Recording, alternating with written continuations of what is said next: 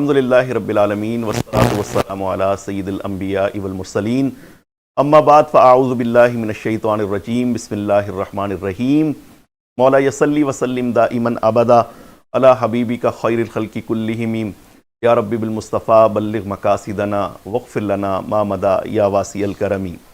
معزز خواتین و حضرات، میں ہوں آپ کا میزبان محمد سجاد مدنی اور آپ ملاحظہ فرما رہے ہیں ٹی وی ون USA پر ماہ رمضان کا خصوصی پروگرام ضیاء رمضان۔ خواتین و حضرات، گزشتہ دن ہم نے الحمدللہ ایک بہت اہم موضوع پر بات کی تھی، اور آج بھی ایک انتہائی امپورٹنٹ موضوع لے کر ہم آپ کی بارگاہ میں حاضر ہوئے ہیں۔ ہمارے پیارے، ہمارے عزیز و اقربا جب تک ہماری آنکھوں کے سامنے ہوتے ہیں تو یقیناً ہم انہیں ہر طرح سے راحت، آرام اور سکون پہنچانے کی کوشش کرتے ہیں۔ خاص طور پر ہمارے والدین یا ہمارے قریبی جو بہن بھائی ہیں، یہ جب تک ہماری زندگی میں شامل ہوتے ہیں تو ہماری خواہش ہوتی ہے کہ ہم اپنے عمل سے اور اپنی کاوشوں سے، اپنی کوششوں سے ان کی زندگی آسان بنا سکیں۔ لیکن بہرحال یہ ایک اٹل حقیقت ہے کہ ہم میں سے ہر ایک نے موت کا ذائقہ چکھنا ہے۔ ہمیں بس اوقات اس دنیا میں اپنے پیاروں کی جدائی برداشت کرنی پڑتی ہے، اور ہمارے انتہائی عزیز از جان رشتے ہمیں چھوڑ کر اس دنیا سے رخصت ہو جاتے ہیں۔ ان کی جدائی کا صدمہ سہنا ہمارے لیے یقیناً بہت مشکل ہوتا ہے، لیکن اسلام بعد از موت ہمیں کیا تعلیم دیتا ہے؟ ہم اپنے عزیز و اقربا کو، اپنے مرحوم والدین کو یا اپنے دیگر رشتہ داروں کو مرنے کے بعد کس طریقے سے فائدہ پہنچا سکتے ہیں؟ کیا ایصال ثواب کی واقعی کوئی شرعی حیثیت ہے؟ کیا مردوں تک ایصال ثواب پہنچتا ہے یا نہیں پہنچتا؟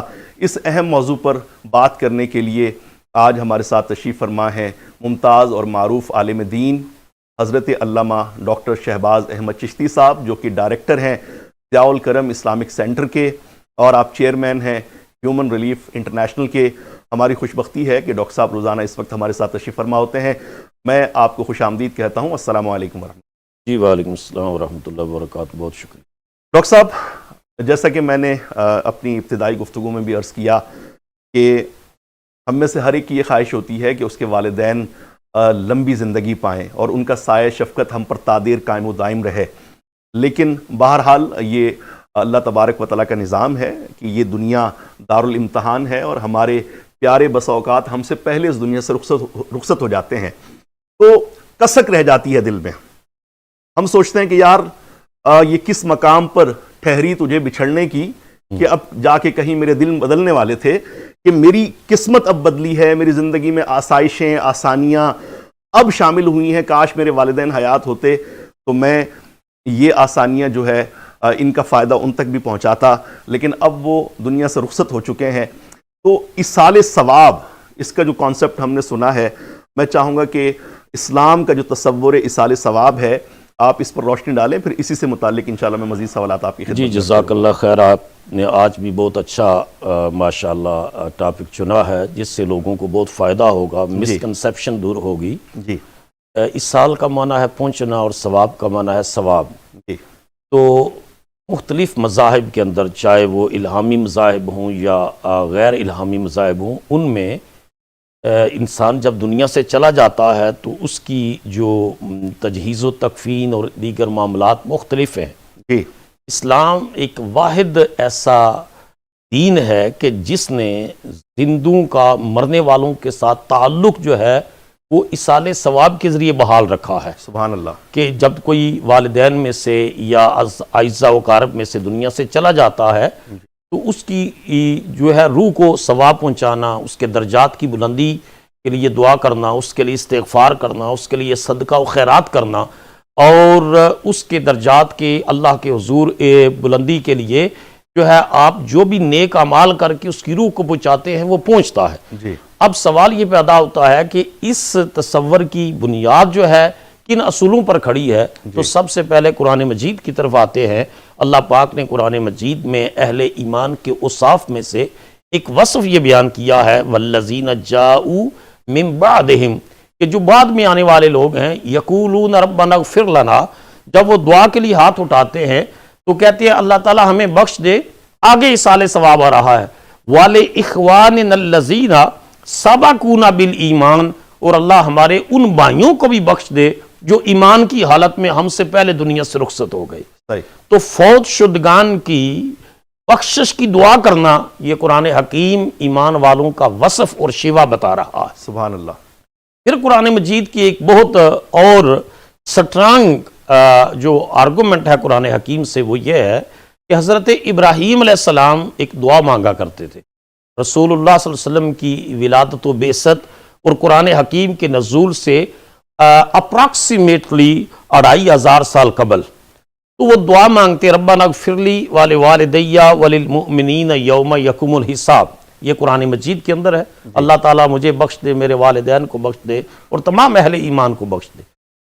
اللہ تعالیٰ کو خلیل اللہ کی دعا یہ اتنی پسند آئی کہ اللہ تعالیٰ نے ابراہیم خلیل اللہ کی دعا کا ذکر مصطفیٰ کریم پر قرآن اتارا تو حبیب اللہ کے قرآن میں اس کا ذکر فرما دیا. سبحان اللہ. اور رسول اللہ صلی اللہ علیہ وسلم کو یہ دعا اتنی پسند آئی کہ حضور نے اس دعا کو نماز کے اندر رکھ دیا کہ جو بھی خوش نصیب بیٹا اور جو بھی خوش نصیب بیٹی نماز پڑھیں گے اور ان کے ماں باپ زندہ ہوں تب بھی دعا، اور اگر وہ قبروں میں ہیں اور یہ اتحیات میں بیٹھ کر کہہ رہے ہیں ربنا اغفر لی ولوالدیّ، اللہ ہمیں بھی بخش دے اور ہمارے والدین کو بھی بخش دے.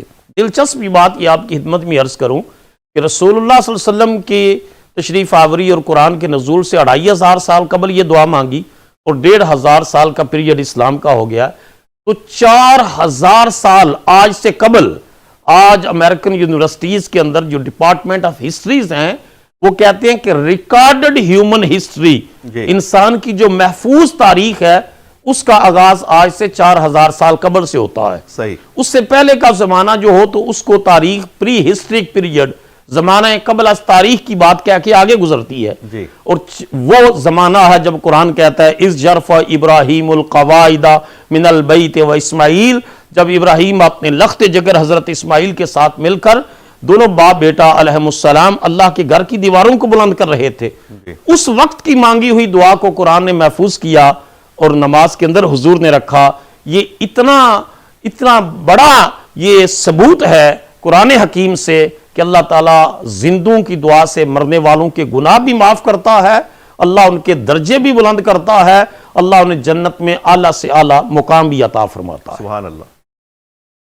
ماشاءاللہ ڈاکٹر صاحب، بہت شاندار انداز میں آپ نے اصالہ ثواب کا جو شرعی تصور ہے اس کو بیان اور فرمایا. خاص کر کے قرآنک میں نے بیٹا یہ احادیث کا اس کے بعد میں عرض کروں گا. لیکن جیسا کہ خاص طور پہ نارتھ امریکہ میں کیونکہ مسلمانوں کے مختلف مکاتب فکر ہیں، سب سے بڑا مکتبہ فکر یقیناً پوری دنیا میں تو جو اہل حق اہل سنت و جماعت ہیں ان کا ہے، لیکن بعض جو قلیل مقدار میں یہاں پہ ایک اپنی الگ تعبیر رکھتے ہیں، اپنی الگ ایک تشریح و دین کی رکھتے ہیں، وہ اصالہ ثواب کا سرے سے انکار کرتے ہیں اور وہ اس کو مطلب غیر شرعی جو ہے وہ بتاتے ہیں. تو ہمارے مسلمان بھائی کنفیوز ہو جاتے ہیں کیونکہ ظاہر سی بات ہے کہ وہ بھی بسا اوقات یہی دعویٰ کر رہے ہوتے ہیں کہ جی ہم بھی قرآن اور حدیث سے ہی دلیل پیش کر رہے ہیں. تو اس کنفیوژن کو ہم کیسے دور کر سکتے ہیں؟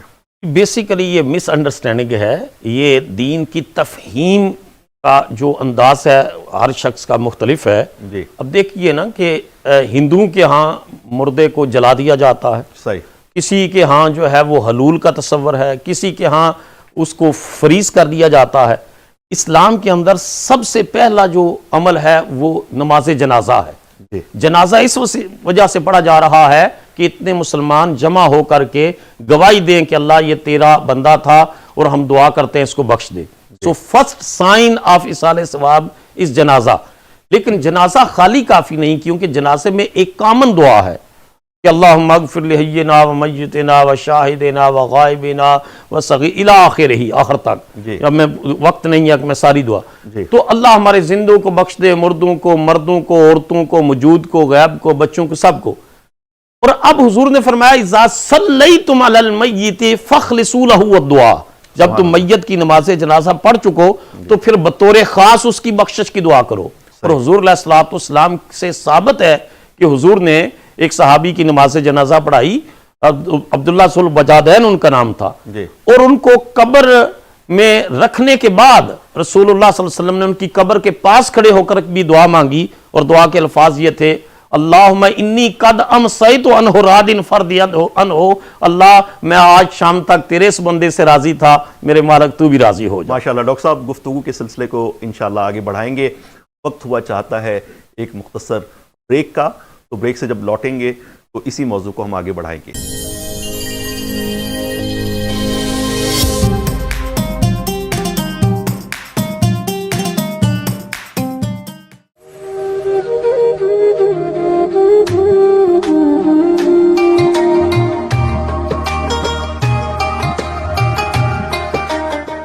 ویلکم بیک خواتین و حضرات، میں ہوں آپ کا میزبان محمد سجاد مدنی، اور آپ ملاحظہ فرما رہے ہیں TV one USA پر ماہ رمضان کا خصوصی پروگرام ضیاء رمضان۔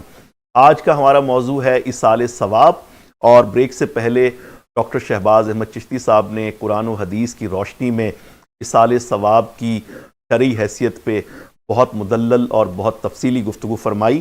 اگر آپ چاہیں تو ہمارا یہ پروگرام دوبارہ جب ریپیٹ ٹیلی کاسٹ میں چلے گا، یا آپ T V one U S A کے سوشل میڈیا جو پیجز ہیں فیس بک پہ یا یوٹیوب پہ بھی بعد میں سے ملاحظہ فرما سکتے ہیں۔ ڈاکٹر صاحب، میں اگلے سوال کی جانب بڑھتا ہوں۔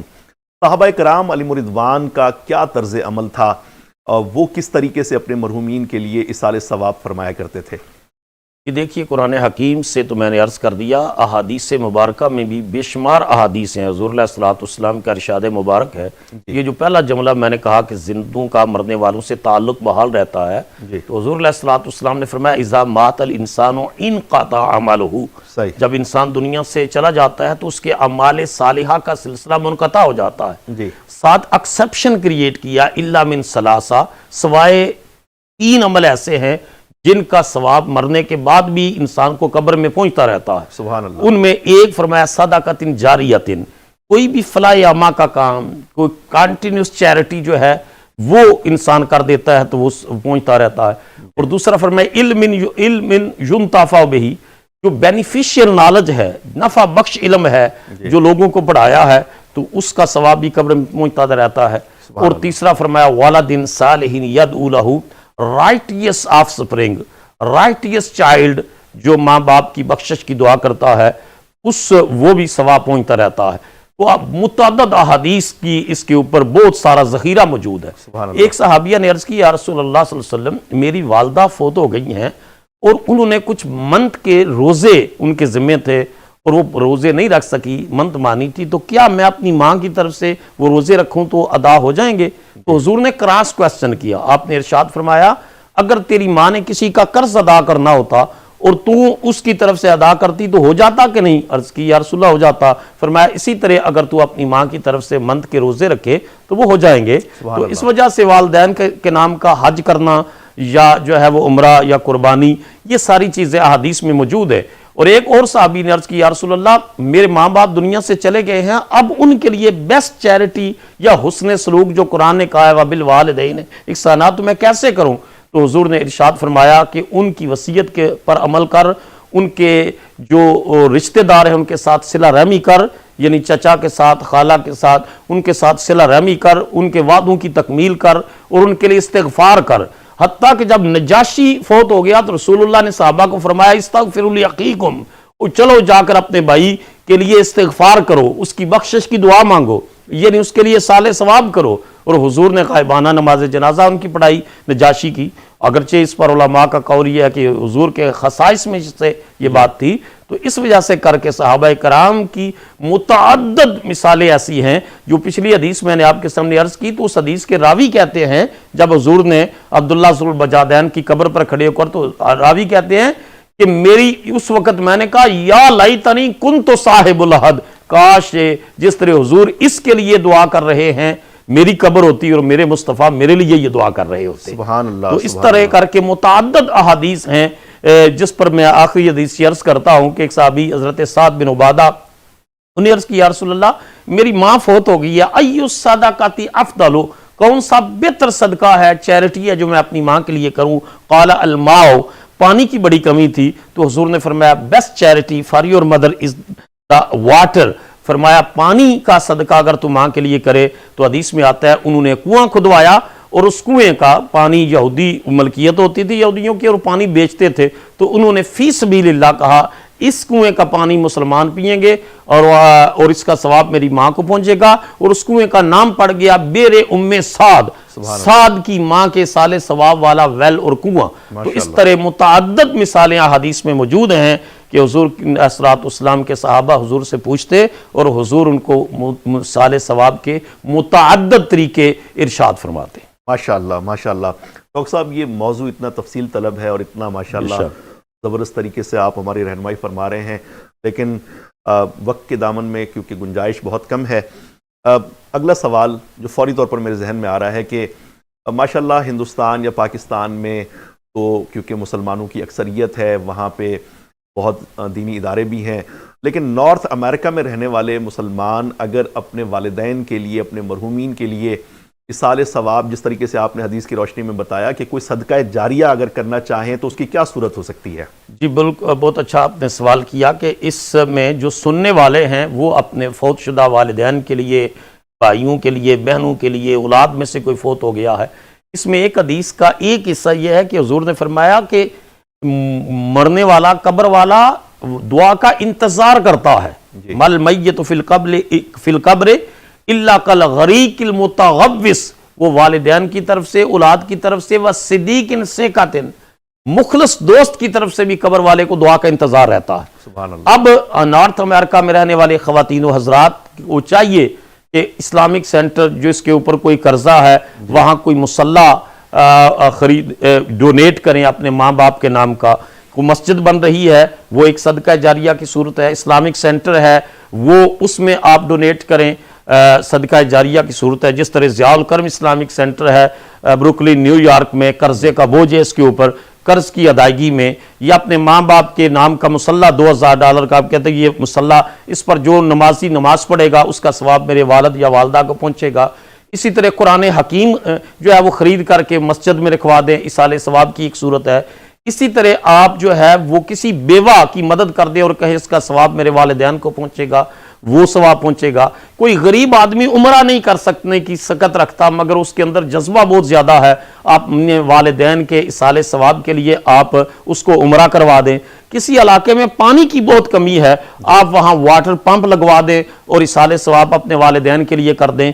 متعدد صورتیں ہیں اصال ثواب کی، اور یہاں میں بات بطور خاص کہوں گا کہ حضور نے فرمایا کہ لا یرفع درجۃ للعبد الصالح فی الجنۃ، جنت میں ایک شخص کا درجہ اونچا کیا جائے گا تو وہ کہے گا اللہ تعالیٰ یہ عمل تو میں نے نہیں کیے، تو اسے کہا جائے گا فیقال لہ، اس کو کہا جائے گا بے دعا والدک لک، تیرے دنیا سے جانے کے بعد تیری اولاد تیرے لیے اصال ثواب کرتی رہی، دعا کرتی رہی، چیریٹی کرتی رہی، غریبوں کی مدد کرتی رہی، ثواب تمہیں پہنچاتی رہی، یہ اس کے صدقے تیرے اعمال کو میں نے بڑھا دیا ہے۔